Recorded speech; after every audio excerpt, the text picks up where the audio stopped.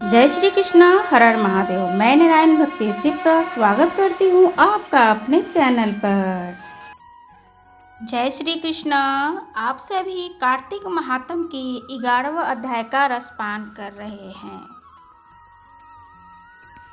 और कल सुना था आपने महात्म में कृष्ण पक्ष चतुर्थी यानी करवा चौथ की कथा। अब सुनते हैं एकादश अध्याय। एक दिन देवर्षि नारद ने श्री वेद व्यास जी से पूछा, हे व्यास जी, ब्रह्मचारी, गृहस्थ, वनप्रस्थी और सन्यासी इन चारों आश्रमों में कौन सा आश्रम सही है और क्यों गृहस्थ आश्रम को ही सर्वश्रेष्ठ माना गया है? इस बारे में जानने की मेरी प्रबल इच्छा है। तब व्यास जी ने कहा कि हे नारद, जैसे समस्त नदियाँ समुद्र में जाकर आश्रय पाती हैं और सभी जीव माता का आश्रय पाकर जीवित रहते हैं, उसी प्रकार भिक्षुक, ब्रह्मचारी, सन्यासी, विद्यार्थी, गुरु पूजन तथा यात्री ये 6 जीविका रहित होने पर भी गृहस्थों का ही आश्रय पाते हैं। ध्यान से सुनो। इस संबंध में मैं तुम्हें एक पुराना इतिहास सुनाता हूँ। प्राचीन काल में उत्तानपाद राजा का उत्तम नाम का एक पुत्र अत्यंत ही बलवान और मदिरा पीने वाला था। राजा रानी दोनों ही स्नेहपूर्वक रखते थे। एक दिन राजा ने वेश्या का नृत्य देखते देखते मदिरा पान किया, साथ ही अपनी स्त्री को भी मदिरा पीने के लिए आग्रह किया, परंतु रानी ने उसका कहना नहीं माना। तब राजा ने क्रोधित होकर अपने सेवकों को बुलाकर उसको अपनी रानी को निर्जन वन में छोड़ देने की आज्ञा दे दी। अनुचरों ने राजा की आज्ञा का पालन किया और इसके पश्चाताप राजा ने दूसरी विवाह भी नहीं किया। रानी की वियोग को सहन करते हुए राजा प्रजा और पुत्र के समान पालन करते थे। एक दिन ब्राह्मण ने राजा उत्तानपाद के समीप आकर निवेदन किया कि हे राजन, मेरी स्त्री किसी ने अपहरण कर लिया। इसके कारण मैं बहुत ही दुखी हूँ। आप मेरी पत्नी को तलाश कर मुझे वापस दिलाने में मेरी मदद करें। राजा ने कहा कि हे महाराज, मुझे नहीं मालूम कि आपकी स्त्री कौन है, किधर है और कहाँ ले गया। इस स्थिति में मैं उसे ढूंढ कर कहाँ से ले आ सकता हूँ? यह सुनकर ब्राह्मण बोले कि हे राजन, छठा भाग करके ऊपर रूप में प्राप्त करने के कारण आप प्रजा के रक्षक हैं। मेरी स्त्री अपने घर में सो रही थी तथा वहां पर कोई हर कर ले गया है, अतः आपका कर्तव्य है कि आप उसे कहीं से भी ढूंढ कर लाएं। राजा ने कहा कि हे विप्र, हे ब्राह्मण देव, मैंने आपकी स्त्री को अब कभी देखा नहीं और नहीं जानता हूँ, ऐसे में मैं कैसे उनको ढूंढ लाऊंगा? तो ब्राह्मण देवता ने कहा कि वो कैसे रंग की है मैं बता देता हूँ। तब ब्राह्मण बोले कि यद्यपि वो कर्कश स्वभाव की है, कठोर वचन बोलने वाली, काले रंग की कुरूपा है, तथापि उसकी निंदा मैं नहीं करता, क्योंकि वो मेरी पत्नी है अर्थात अर्धांगिनी है। ये सुनकर राजा ने कहा कि जब तुम्हारी स्त्री ऐसी करूपा क्रूर स्वभाव की है, तब तुम उसे प्राप्त कर क्या करोगे? उसके स्थान पर मैं तुम्हें अत्यंत ही सुंदर सी स्वभाव की अन्य स्त्री दे सकता हूँ। ब्राह्मण ने कहा, राजन, मेरी पत्नी मेरे धर्म कर्म अर्धांगिनी है, अतः उसकी रक्षा करना मेरा परम धर्म है। जो पुरुष अपनी स्त्री की सुरक्षा नहीं करता, उसे वर्ण सम्मान नहीं उत्पन्न करता, उसे के पितर नरकवासी होते हैं। वैश्यागामी पुरुष का भी यह कभी नहीं हो सकता कि जो मनुष्य ऋतु काल के पश्चात अपनी स्त्री के साथ नहीं रहता हो, उसके पितर 1 मास तक रुधिर में तैरते हैं। ब्राह्मण के ये वचन सुनकर राजा ने शास्त्र से देखकर रथ पर सवार होकर स्त्री को खोजने के लिए चल दिया। कुछ दूर जाकर उसने एक आश्रम देखा जिसमें एक महान तपस्वी कुशा के आसन पर विराजमान थे। राजा को आश्रम में आया देखकर ऋषि ने न को उसका आदर किया और न सत्कार किया। ऋषि कहने लगे, मैं जानता हूँ कि तुम राजा उत्तानपाद के पुत्र हो, मगर यहाँ पर किस कारण से आए हो वो कहो।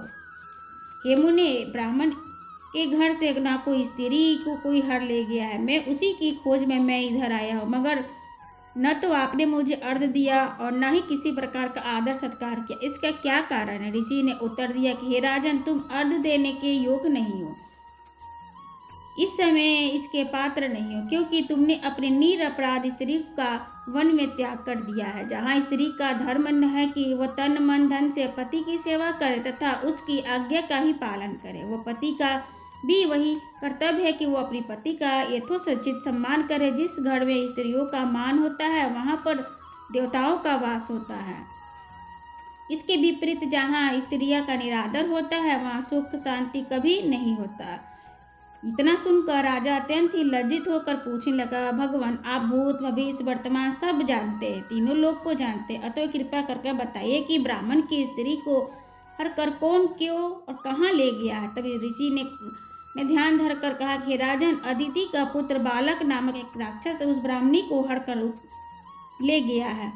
तुम उसको ढूंढ कर ब्राह्मण का संयोग कराओ। यह सुनकर राजा मुनि को प्रणाम कर रथ पर सवार होकर अल्पवर्त वन में जा पहुंचा, जहां राजा ने देखा कि एक स्त्री बिल्व फल खा रही है। ब्राह्मण ने जैसा ही बताया वैसा ही रंग रूप देखकर राजा ने उसे पहचान लिया कि ये कल्याणी वही है। कल्याणी, तुम कौन हो? इस वन में क्या कर रही हो? तब ब्राह्मणी बोली कि अति रात की पुत्री हूँ तथा बिलासपुत्र की स्त्री हूँ। मैं अपने ही घर में सो रही थी कि बालक नाम राक्षस मेरा अपहरण कर लिया है, मुझे यहाँ ले आया। यहाँ लाने के बाद उसने न तो मुझे किसी प्रकार का कष्ट दिया और न ही मेरे शत्रुत्व नष्ट करने की प्रयत्न की। इतना ही होने पर भी नहीं, पति का वियोग के कारण मैं अत्यंत ही दुखी हूँ। राजा ने पूछा कि हे ब्राह्मणी, वो राक्षस कहाँ गया? तब ब्राह्मणी ने बताया कि वो इस वन में अमुक स्थान पर गया है। जब वह ब्राह्मणी द्वारा बताए गए स्थान पर पहुंचा तो राक्षस को देखकर ही राजा के चरणों में गिरकर बोला कि राजन, मेरे लिए क्या आज्ञा है? तब राजा ने कहा कि ओ निशाचर, तू ब्राह्मणी को हर कर क्यों ले आए? यदि तुम इसके साथ विवाह करना चाहता है तो अत्यंत ही कुरूपा, और यदि खाना चाहता है तो इच्छा है तो वैसा कर। तब राक्षस ने कहा कि हे राजन, मेरे घर में अनेक रूपवती अप्सराएं हैं। इसके अतिरिक्त मैंने कभी किसी स्त्री का भोग की इच्छा नहीं की और न ही मेरे मांस भक्षण का करता हूँ। मैं तो पूर्व जन्म के पापों के कारण यहाँ पर हूँ। इस ब्राह्मणी का पति राक्षसों को मारने वाला मंत्र जानता है। जब हम यज्ञ का अन्न ग्रहण करते हैं इसलिए वह हमको भगा देता है, क्योंकि यज्ञों का आचार वही है बनता है। इसी कारण उसके ब्राह्मण को दुखी देख करने के लिए मैं उसकी स्त्री को हर लाया हूँ। शास्त्रों के नियम के अनुसार स्त्री के बिना पुरुष को धार्मिक कार्य करने का अधिकार नहीं है, अतः अब यह यज्ञों में आचार्य नहीं बनता। राक्षस के ये वचन सुनकर राजा ने विचार किया कि यह भी परोक्ष से मेरी ही निंदा कर रहा है। मुनि ने भी स्त्री का त्याग करने के कारण मुझे अर्ध योग नहीं मानता। तभी राजा को विचार मग्न देखकर राक्षस कहने लगा कि हे राजन, मैं आपकी क्या आज्ञा है? मैं आपकी क्या सेवा कर सकता हूँ? इतना कहकर वह हाथ जोड़कर खड़ा हो गया। राजा ने कहा कि हे निशाचर, तुम इस ब्राह्मणी को इसके घर पहुँचा दो और उसके बाद जब भी मैं तुम्हें याद करूँगा तुम मेरे पास आ जाना। इतना सुनते ही वो राक्षस ब्राह्मणी को लेकर उसके घर छोड़ने चला गया। इसके बाद राजा विचारने के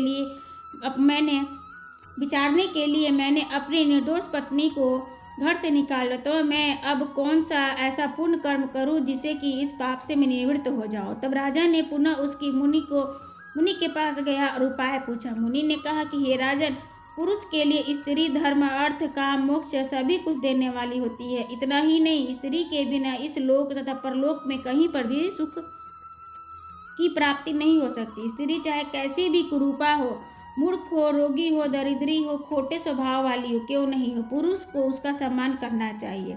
उसके पश्चाताप करते हुए राजा ने कहा कि हे मुनि, मैंने अपने निर्दोष पतिव्रता स्त्री का त्याग किया, अतः अब मैं क्या करूं? मुनि ने कहा कि हे राजन, तुम्हारी स्त्री को अकेली वन में घूमते हुए देखकर शतापत नामक नाग उसे पाताल लोक में ले गया। उस नाग की नंदा नाम की एक कन्या है जिसने उसको घर में छिपा रखा है। यह सुनकर राजा वहां से अपने घर आया और ब्राह्मण की स्त्री को सहित अपने घर से देकर अत्यंत प्रसन्न हुआ। इसके बाद राजा ने ज्यों ही बालक राक्षस को याद किया वो तुरंत उपस्थित हो गया। तब राजा ने उसे पाताल लोक से अपनी स्त्री लाने का आदेश दिया। आज्ञा मिलते ही वह बालक पाताल लोक गया और वहां से राजा की स्त्री लाकर सौंप दी। तदंतर राजा और रानी स्नेह पूर्वक से रहने लगे। नारद जी ने अंत में कहा कि हे राजा पृथु, यह गृहस्थ आश्रम का महात्म्य हमने तुमको विस्तार पूर्वक सुनाया। अब तुम और क्या सुनना चाहते हो सो कहो। इति श्री एकादश अध्याय संपूर्ण हुआ। जय श्री कृष्ण। राधे राधे।